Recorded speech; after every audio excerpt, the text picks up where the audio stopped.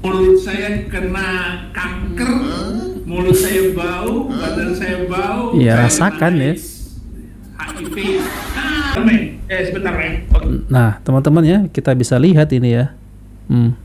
Jadi terdapat benjolan di sini. Assalamualaikum warahmatullahi wabarakatuh, teman-teman. Kita bertemu kembali di channel Cahaya Hidayah. Nah, teman-teman, kita akan membahas yaitu kembali video dari Bang Dodi Sefriadi, yang dimana ini adalah detik-detik sekaratnya penghina azan, yaitu Saifuddin Ibrahim. Yang dimana Saifuddin Ibrahim ini kita kenal sebagai seorang penista agama yang sering yaitu menghina agama Islam, yang sering menghina Allah dan Rasulnya. Tapi kenyataannya kehidupannya Saifuddin Ibrahim ini lebih hina, karena sudah pasti orang-orang yang menghina agama Allah ini, yang menghina Allah dan Rasulnya, pasti kehidupannya ini akan menjadi kehidupan yang hina, luntang-luntung di luar negeri. Bahkan Saifuddin Ibrahim ini terlihat ada sebuah benjolan, yaitu penyakit yang disebut adalah seperti penyakit tumor. Nah, oke teman-teman, kita langsung saja mari kita simak video dari Bang Dodi Sefriadi. Jadi kalau Saifuddin Ibrahim mengatakan bahwa masjid banyak ditinggalkan, justru kebalik. Gereja yang banyak ditinggalkan, bahkan banyak gereja yang menjadi masjid. Tapi yang namanya Saifuddin Ibrahim ya memang selalu ada aja caranya dia untuk memfitnah ya orang-orang Islam, memfitnah agama Islam. Kita lanjutkan lagi nih, simak videonya ya. Oke. Siapa yang mau sholat di masjid? Coba ya. Dibohongin. Dibohongin. Kayak batu hitam. Enggak ada lagi orang mau sholat teriak 5 kali sehari, merusak mental manusia. Astagfirullah ya. Jadi kita ini azan itu disebut teriak gitu ya, lalu kemudian merusak mental seseorang. Ini penghinaan terhadap agama Islam ya, terhadap azan ya. Padahal azan itu ya, itu untuk memanggil orang-orang kaum muslimin untuk beribadah kepada Allah Subhanahu wa taala. Tapi kalau menurut Saifuddin Ibrahim, azan itu orang teriak-teriak, merusak mental gitu ya. Jadi azan dia bilang ngerusak mental manusia. Justru yang takut dengan azan itu ya setan. Ya setan ya. Kan sampai lari terkentut-kentut. Jadi kalau Saifuddin Ibrahim takut dengan azan sampai merasa merusak mentalnya, ya perlu diruqyah itu. Berarti ada setan. Ada setannya itu ya. Turunkan toa itu. Oh, turunkan toa ya. Makanya kalau saya jalan-jalan dengan anak-anak saya, Fikri Khomeini, Saddam Hussein, Muammar Gaddafi, lagi nyetir, tiba-tiba ada adzan di masjid. Nah, itu coba suara kita. Apa itu? Aduh, itu kayaknya sensor ya. Ini pasti perkataan yang nggak bagus ya. Anak-anak saya bilang begini, Abi ini kalau menghina Islam ini tanpa ampun. Bilang begitu anak-anak saya. Wala quwata illa billah. Astagfirullah. Emang. Terus di sebelah depan itu ada ustadz jalan pakai sarung. Woi ustadz, awas sarungnya melorot. Astagfirullah ya. Jadi itu bukan lelucon ya, itu adalah sebuah penghinaan ya terhadap kaum muslimin. Sambil mengatakan, "Hai ustadz, sarungnya melorot." Kalau melorot ya kan terus nggak pakai sarung ya teman-teman, kelihatan itunya kan. Ini bukan lelucon tapi penghinaan. Jadi anak-anak saya ya begitulah cara canda saya untuk menghina agama itu, saudara-saudara. Untuk menghina agama Islam ya. Astagfirullah. Ini orang nggak ada sadar-sadarnya ya. Bukan Iya. cuma sekali dia menghina azan, memang sudah sering kali. Sudah sering kali. Videonya banyak tuh dia menghina azan. Mereka teriak pakai toa gede. Teriak, apa kabar? Apa kabar? Apa kabar katanya? Memang Tuhan itu tuli. Kabarnya Saifuddin Ibrahim ini terkena penyakit HIV, bahkan Nah, ini ya. katanya tuh sampai bau mulutnya. Dia terkena penyakit tersebut berawal dari sering berkumpul dengan imigran gelap di Meksiko Amerika Serikat. Ya biasalah sesama Imigran gelap Meksiko. pasti sering berkumpul ya. Saifuddin Ibrahim kan juga imigran gelap di Amerika. Tapi ternyata berujung Saifuddin Ibrahim terkena penyakit mengerikan yang susah disembuhkan. Mulut saya kena kanker, mulut saya bau, badan saya bau. Ya, rasakan ya. HIV. Biarinlah. Dan terserah saya. Dia mencoba menghibur dirinya dengan mengatakan, biarinlah saya kena penyakit begini. Tapi sebenarnya bahasa tubuh itu tidak bisa disembunyikan. Terlihat sekali hidup Saifuddin ini melarat, sakit dia. Ini juga ada sebuah video yang tidak sengaja tertangkap kamera. Ternyata Saifuddin Ibrahim punya penyakit tumor di punggungnya, ada benjolan gitu guys. Coba. Biasanya kalau penyakit tumor ya di punggungnya, benjolan itu ya karena sering kumpul kebo kali ya teman-teman ya.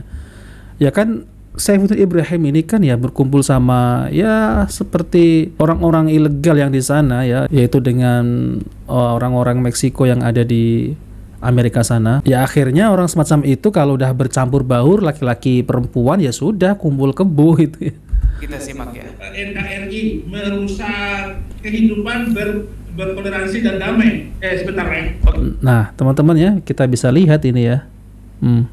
Jadi terdapat benjolan di sini ya. Ini benjolan apa ini ya?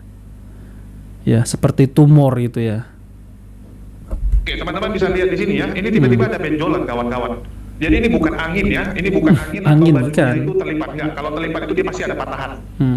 Oh iya ya. Ini beneran ada benjolan nih di punggungnya Benjolan Saifuddin tuh. Ibrahim. Sini, Ini sebelah saya sini. reaksi dari channelnya Hidayah Mu'alaf channel teman-teman. Kita simak Ini lagi. benjolan teman-teman. Sebelah sini atau Jadi sebelah sini di ya. punggung Saifuddin ini sekarang ada benjolan. Ya bisa dibilang ini punggung dekat lehernya lah. Ya, ini ciri-ciri orang yang mengalami pembengkakan kelenjar getah bening. Getah bening apa itu ya? Atau bisa dibilang tumor lah. Tumor kan Bisa ya. dibilang ini sejenis tumor. Ternyata pembengkakan ini bukan hanya karena kanker ya. Jadi ada beberapa hal yang bisa membuat ini bengkak. Salah satunya adalah penyakit HIV ya kalau kita baca. Penyebab pembengkakan kelenjar getah bening. Kelenjar getah bening menjadi bengkak sebagai respon terhadap penyakit, infeksi, atau stres. Pembengkakan kelenjar getah bening adalah salah satu tanda bahwa sistem limfatik bekerja untuk membersihkan tubuh penyakit. Kelenjar getah bening yang bengkak di kepala dan leher biasanya disebabkan oleh beberapa penyakit seperti infeksi telinga, pilek, flu, infeksi sinus, infeksi HIV. Oh. Wah. Ya, sering kumpul kebo sih ya. Subhanallah. Saifuddin, apa yang kau cari Saifuddin? Hidupmu udah begini. Dalam Al-Qur'an surah Asy-Syura ayat ke-30, Allah di situ menegaskan bahwa musibah yang dialami manusia itu disebabkan karena Tanganmu sendiri. dia sendiri, karena kemaksiatannya dia sendiri, dan Allah Maha mengampuni setiap dosa-dosa umat manusia. Rasulullah sallallahu alaihi wasallam menyebutkan teman-teman dalam sebuah hadis ada keterangannya bahwa seorang mukmin, catat baik-baik, seorang mukmin ya, jika mengalami rasa sakit, rasa sedih, musibah yang menimpanya, bahkan sampai duri yang menusuk dirinya, itu adalah penggugur dosa dari seorang mukmin tersebut. Tapi kalau orang-orang kafir, penista agama lagi, mengalami keterpurukan hidup, musibah yang begitu bertubi-tubi, ekonomi sulit, penyakitan lagi, ini bisa jadi teguran azab dari Allah Subhanahu wa taala. Ini bisa jadi azab dari Allah Subhanahu wa taala. Bukan sekedar penggugur dosa seperti yang dialami oleh mukmin, seorang muslim, teman-teman. Berbeda ya. Musibah. Tapi kalau orang kafir penista agama, kemungkinan besar ini azab loh. Azab. Andai saja Saifuddin Ibrahim mau menggunakan hatinya,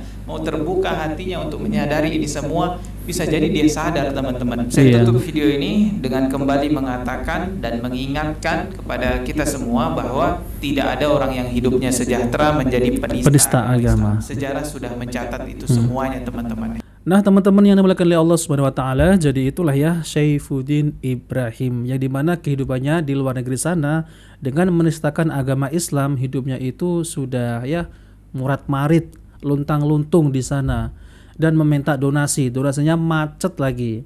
Nah maka dari itu ya teman-teman ya, tidak ada ya yang namanya penista agama itu kehidupannya itu bahagia, ketawa-ketawa, kaya raya, nggak ada. Yang ada malah nyungsep. Ya memang kalau mereka itu di depan kamera seperti Mbak Suniti ya, Suniti, nenek-nenek Suniti, itu ya sama semestinya kehidupannya ya seperti itu. Jadi kalau kita lihat ya teman-teman ya, dari raut wajahnya itu udah kelihatan. Jadi seakan-akan dibuat happy. Siapa bilang enak tinggal di sana ya teman-teman? Banyak yang bilang ke sana itu kehidupannya ya seperti itu. Ya 1 bulan, 2 bulan, 3 bulan ya seperti itu.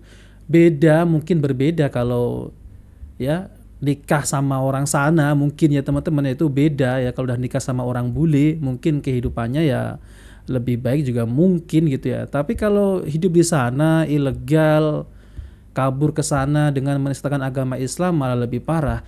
Namun saya tidak membenarkan ya, walaupun seseorang itu menistakan agama lalu kemudian ke sana nikah sama bule sana juga belum tentu hidupnya itu bahagia. Tentunya ya kehidupan para penista agama ini walaupun ya walaupun berkelimbangan harta, tetap hatinya itu ya tidak bahagia. Sudah banyak ya orang-orang yang menistakan agama itu kehidupannya itu nyungsep dan pada akhirnya Allah akan mengazab di dunia maupun di akhirat.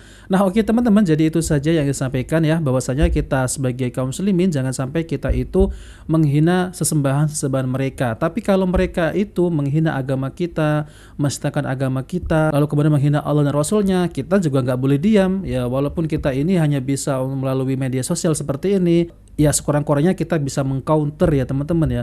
Jadi perbuatan mereka itu bahwa perbuatan seperti itu salah ya. Kita harus wajib menyuarakan ini. Kita harus wajib untuk membentengi akidah kita dari orang-orang yang menistakan agama Islam. Nah oke teman-teman, jadi itu saja ya. Jika video ini bermanfaat jangan lupa like dan subscribe di channel Cahaya Hidayah. Wabillahi taufiq wal hidayah. Wassalamualaikum warahmatullahi wabarakatuh.